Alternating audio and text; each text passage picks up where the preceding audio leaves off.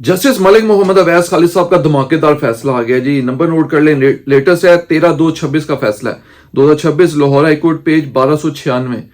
ठीक है, total consideration amount जो थी 1 करोड़ समथिंग थी, 34 लाख रुपया बयाना दिया गया, लेकिन जो है वो वक्त पे अदायगी नहीं की गई, बाकी रकम अदा नहीं की गई। ठीक है, जो बेचने वाला है उसने सूट फॉर कैंसिलेशन कर दिया, उसने कहा जी इसका बयाना जब्त जो किया जाए और जो एग्रीमेंट है वो कैंसिल किया जाए। ठीक है, सूट फॉर कैंसिलेशन कर दिया उसने। जो खरीदार था उसने तामील मुख्तस का दावा कर दिया, लेकिन उसने बाद में किया। ठीक है, लेकिन उसका स्टांस ये था कि जो टाइम है वो एक्सटेंड हो गया, क्योंकि हमारा दावे के दौरान चलते हुए एक राजीनामा हो गया कंप्रोमाइज, उसमें मजीद 10 लाख रुपया दिया गया। ठीक है, ये जो है वो इसमें एविडेंस होती है भरपूर। नीचे से जो दावा है ट्रायल कोर्ट से सिविल जज साहब जो है जो दावा तामील मुख्तस का जो है वो खारिज कर देते हैं। ठीक है, और कैंसिलेशन का जो दावा है जो मालिक की तरफ से किया जाता है वो पार्टली जो है वो डिक्री हो जाता है कि उसमें जो है वो कहा जाता है कि जी एग्रीमेंट कैंसिल, लेकिन जो है वो रिटर्न किया जाए, जो बयाना दिया हुआ है 34 लाख रुपया बयाना रिटर्न कर दिया जाए। इसके खिलाफ जो ऊपर जो एपीलेट कोर्ट में आता है तो एपीलेट कोर्ट में भी फैसला बरकरार रहता है। उसके बाद हाई कोर्ट में मैटर आ जाता है। हाई कोर्ट में जो सिविल रिवीजन दायर की जाती है। ठीक है, जो उसमें बेहतरीन जो जजमेंट्स का सुप्रीम कोर्ट की जजमेंट्स का हवाला दिया है, जज साहब ने जो डिसीजन दिया है उसमें मैं सारी जजमेंट्स आपको बताता हूँ सुप्रीम कोर्ट की। ठीक है, अब मैटर जो है मेन क्या था कि जी टाइम फ्रेम जो था जिसमें अदायगी होनी थी, बाकी जो रकम देनी थी, टोटल कंसिडरेशन अमाउंट पे होनी थी, बयाना तो पेमेंट हुई भी थी। ठीक है, एग्जैक्ट अमाउंट जो है वो मेंशन थी एग्रीमेंट में कि इस डेट तक जो है वो रिमेनिंग पेमेंट दी जाएगी, अगर ना दी गई तो बयाना जब्त हो जाएगा। ठीक है, अर्नेस्ट मनी जो है वो जब्त कर ली जाएगी। और इसमें जो है वो जो दावा दायर जब किया गया है, ठीक है, वो लेट किया गया उसकी तरफ से तामील मुख्तस का।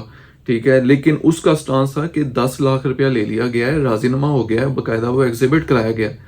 ठीक है, वो उनके उसके वकील साहब ने एग्जिबिट कराया था। आया कि वकील साहब ने एग्जिबिट कराया हो, खुद से आके उसने टेंडर नहीं किया एग्रीमेंट जो राजीनामा था, तो आया कि उसकी वैल्यू होती है कि नहीं होती, एविडेंशियल वैल्यू। इसके ऊपर जो जजमेंट्स हैं उसका हवाला जज साहब ने दिया है 2024 CLC 1246, 2025 MLD 573, 2023 SCMR page 730, PLD 2021 supreme court 715।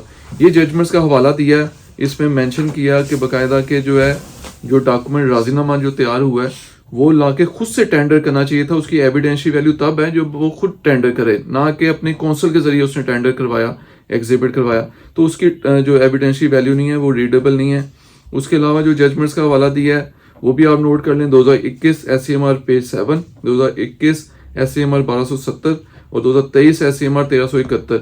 ये जजमेंट्स का हवाला देख के तो जैसा हमने डिसाइड किया है, आखिरी जो जजमेंट बहुत रेलिवेंट है PLD 2024 सुप्रीम कोर्ट 771 सफ़ा जो है, उसमें जैसा मैंने कहा कि उसमें मिस रीडिंग नॉन रीडिंग जो है एविडेंस की वो बीच में शो करना बहुत ज़रूरी है। सिविल रिवीजन में नीचे अगर कंकरेंट फाइंडिंग है, दोनों अदालतों का एक ही फैसला है, तो उसको रिवर्स नहीं किया जा सकता जब तक कि miss reading non reading show ना की जाए।